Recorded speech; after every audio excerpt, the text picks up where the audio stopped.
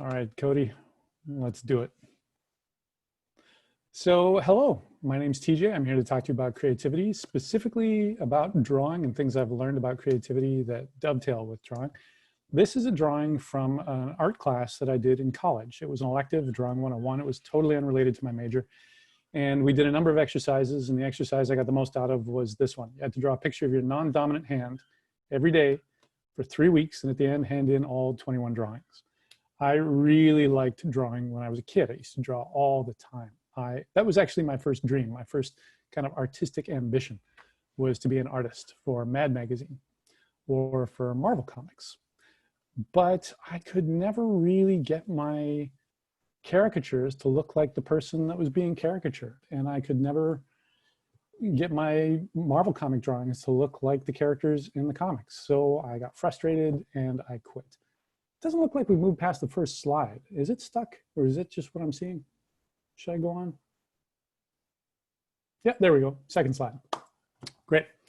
So as a kid, yeah, I wanted to draw, wasn't good enough, decided, well, screw it, I'll do something else with my life. And I did. So anyway, I still had an interest in drawing. I did it every now and then. And I really enjoyed this particular assignment in art class.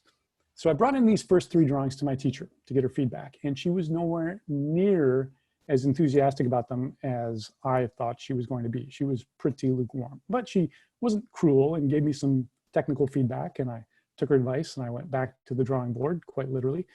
And then the next day I did my next drawing and I immediately noticed this huge leap in quality. There was more detail, there were more lines, there was more nuance to the shading, and there was just more aliveness to the drawing overall. And I could instantly see how much better this one was. And I could instantly see that the first 3 drawings weren't that good. And I hadn't been able to discern that even a day before, but now I could. So this filled me with renewed enthusiasm and I kept drawing. And with every new drawing I did, the more improvement I noticed. And the more I improved, the more I enjoyed myself. And the more I enjoyed myself, the more time I took. The more time I took, the better the product was. And it created this virtuous circle. And I just had more fun doing it. It felt good to be doing these simple drawings. I put my hand in a new pose every time. I put my lamp in a new position every time. So I'd have new shades and angles to deal with. And then as I was having fun, I started taking chances. So with this particular drawing, I tried a technique I'd never even heard of. I smudged the shading with my fingertips on that left side of the hand there, just to make the shade look a little more like paint. And I was enjoying myself tremendously. So a very simple lesson to extrapolate from this is that with any creative practice, the more you do it, the better you're going to get. You might get good enough to do it professionally, you might not. But I don't think that actually matters. And I'm now going to show you just some artwork other than hands. This is one from adolescence, and some of the other ones go right back to drawings I did last year. But anyway, we tend to evaluate creativity on one metric, which is, are you good enough to do it for a living? Are you good enough to get rich and famous? And if you are, great. And if you're not, then don't bother, you're wasting your time. Leave it to the pros. But I think that is a lousy metric. How about just evaluating it based on, do you like doing it? Does it make you feel good? Feeling good doing creative work is reason enough. Feeling good is something we all need. It feels good to feel good. So evaluate it on that basis. Very often in our lives, we're somewhere other than here and now. We're anxious about the future, we're sorrowful about the past, but when you're in the zone creating something, you are there. There is nothing but you in this thing you're creating, and the time disappears. There is no clock, there is no rest of the world. There is the present moment, and that's it. It's a meditative state, even though we almost never think about it that way.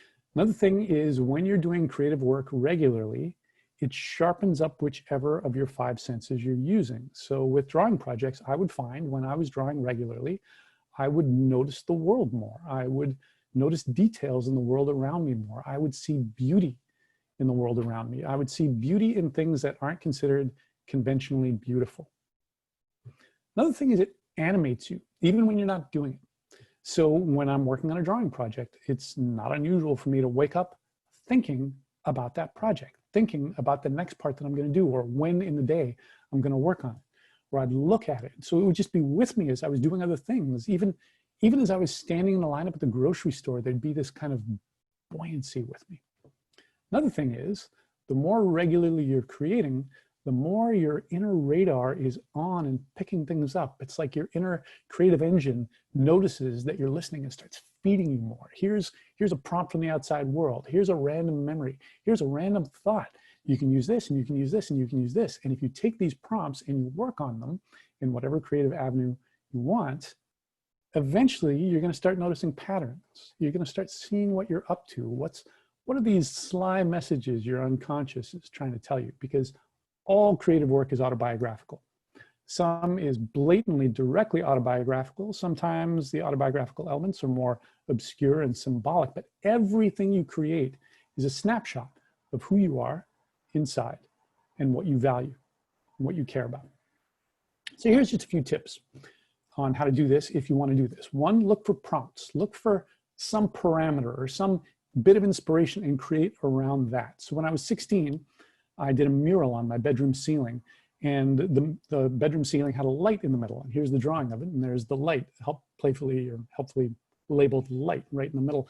And everything grew around that light. This took me a whole summer to paint on my ceiling, and I was working a full-time job at a warehouse that summer, which brings up another point. There is always 1,000 excuses to not do your creative work. I'm too busy, I'm too tired, I'm not talented enough, I'm not inspired, I'm not in the mood, et cetera, et cetera. All of those might be true. And yet, there are always spare moments you can steal. And it adds up if you stay at it. If you're consistent, it builds. Another thing, you don't have to do it every single day. It's very easy to get intimidated when you read the memoirs or a book on writing of a famous writer who says, if you want to write, you have to write every single day, including Christmas and New Year's and your birthday. Well, that ain't necessarily so. Do it when you can. Do it when it makes sense to do it. Also, see if you can involve somebody else. Maybe a collaborator, maybe an accountability buddy, or a creativity coach, or a teacher, or a class, or a recipient. These cat drawings were just taken off of friends' Facebook posts. I just like them, and I'd draw them, and I'd take a picture, and I'd put it on Facebook, and I'd tag them as a gift. And that's what I want to end with, which is love. These drawings were done out of love. They were given out of love, and that's what I recommend. See if you can find some creative thing to do in your life for love of the subject, for love of creativity itself, for love of beauty, most importantly, for love of yourself. Give yourself the gift of feeling good. Thank you.